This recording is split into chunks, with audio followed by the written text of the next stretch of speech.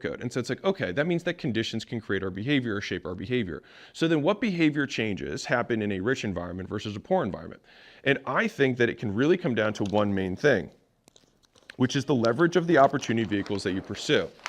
And so I remember this clear as day, because I came from what I would consider upper middle class. So my dad's a doctor, but when I went to Vanderbilt, I was exposed to an entirely different level of wealth that I didn't even really knew existed. I'm from Baltimore. There just wasn't any like New York money. Like it wasn't really a thing. It was a concept I didn't understand.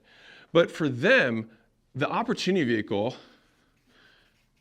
that they wanted their kids to pursue had leverage, meaning they got more for what they put in. And so a middle class parent might say, hey, you're a salesman, awesome, and you sell cars, okay? Well, you sell cars and cars cost whatever, and the top car salesman might make, $300,000 to $400,000 a year, okay? Now, some people are like, there's this one guy, cool, well, good for him. But for most, let's call it top 1% are making $300,000 to $400,000 a year. Now, the upper class salesman, or the upper class or the ultra rich, whatever you want to call it, ultra salesman, sells companies. And guess what he makes? 4% on the deal. And so if he sells a $200 million company, he makes $8 million for one sale. And so same fundamental skills, obviously there's a little bit more analysis here, but fundamentally you are selling stuff. And all somebody who is wealthier does is tries to get more for what they put in. They try and add zeros to the price tag of the things they sell. If you sell a $500 million building, you get a commission for that just like you get for selling a $50,000 house. Same concept, you just add scale to it. And every one of these people has the same number of hours per day, which just means they get more for their time. And so thinking through this, what poor people or middle class people miss that rich people or rich kids, rich parents pass to their kids, is which opportunities to say no to. They don't even consider the quote lower class or middle class opportunity. And I think of this on something that I like to refer to as measuring sticks. And so I'll give you a little story to illustrate the point. So when I was a kid in high school, I started my first job when I was 15 and 9 months, which is like the legal age that I could start working. I started working as a blender tender at Smoothie King.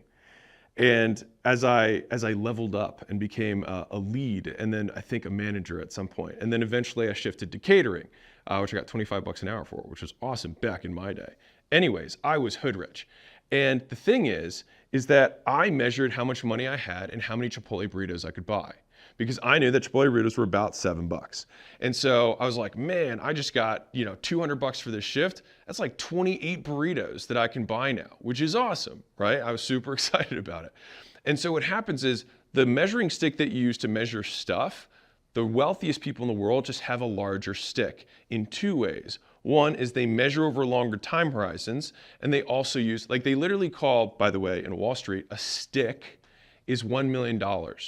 So that's the slang among rich people. Like if you're like, oh, I didn't know that there was slang for $1 million.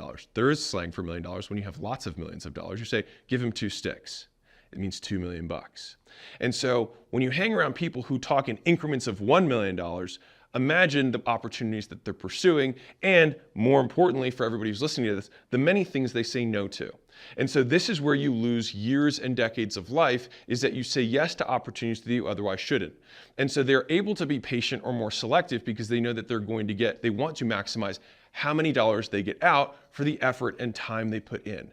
And unless something is going to ladder up to, remember we're thinking longer time horizons, something where they can get sticks for their time, then they're not going to do it. They're willing to take a job for $50,000 or $60,000 a year or $80,000 a year as an analyst at PwC or Ernst & Young or McKinsey or an investment bank like Goldman Sachs. They're willing to eat dog shit for that period of time because they know that that's not the plan.